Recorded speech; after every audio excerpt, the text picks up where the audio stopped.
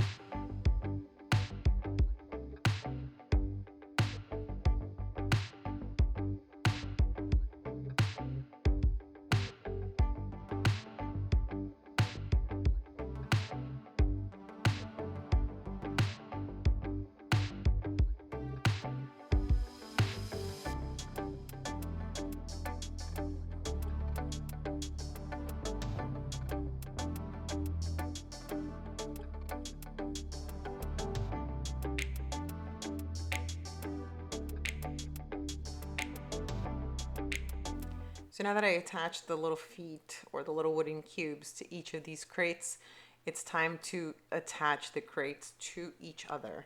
So again, I'm going to use the Gorilla Wood glue and some hot glue, and I'm going to glue them to each other, and I'm going to use my clamps, and I'm going to let this set most likely overnight so it could have a nice and tight hold so we can continue with the rest of the project. So let's put these together and continue with that part.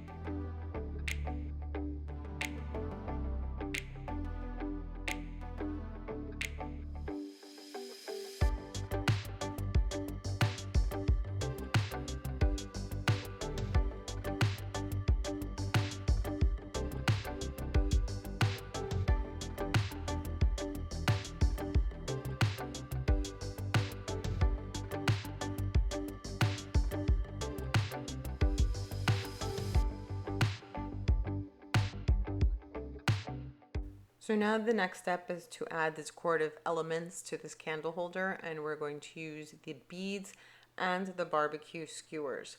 Now I had done a previous project which was a fail, and I had stained these barbecue skewers a bit, so I had them already done. So what we're going to do is put two beads on each of the skewers, and then we're just going to hot glue them onto the candle holders.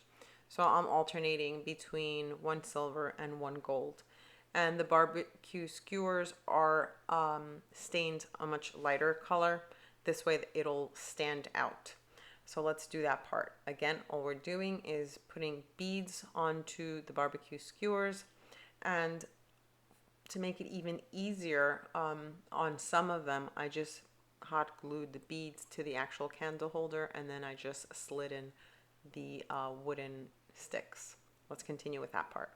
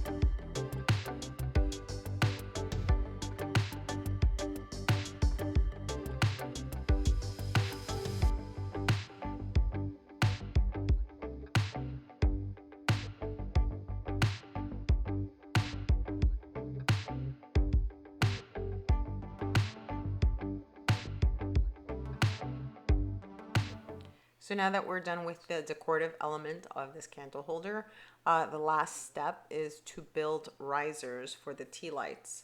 And I'm going to use the little wooden blocks from the Dollar Tree, or the Jenga game. You can find that in the toy section of the Dollar Tree. I'm going to build risers because the tea lights are shorter than the height of the wooden crates, and I want them to be visible.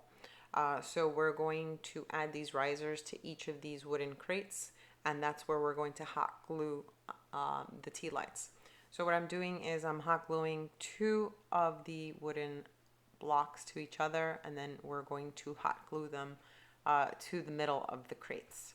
Let's do this part.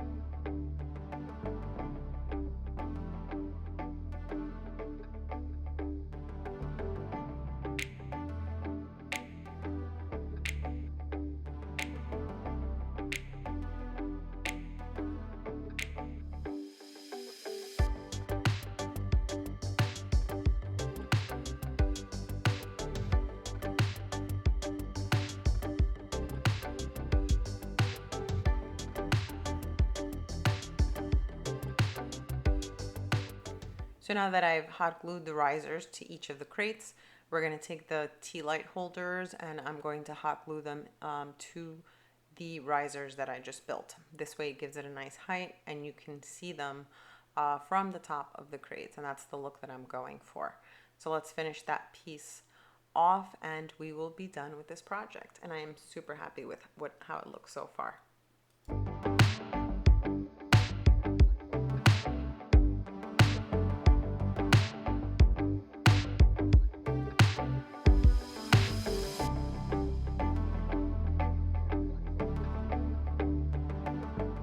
So now this project is complete, and I have to say it's one of my favorite projects that I have done.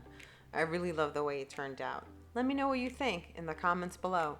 Don't forget to subscribe and hit the little bell to get notified when I post new videos. Thanks for watching. See you all on my next DIY.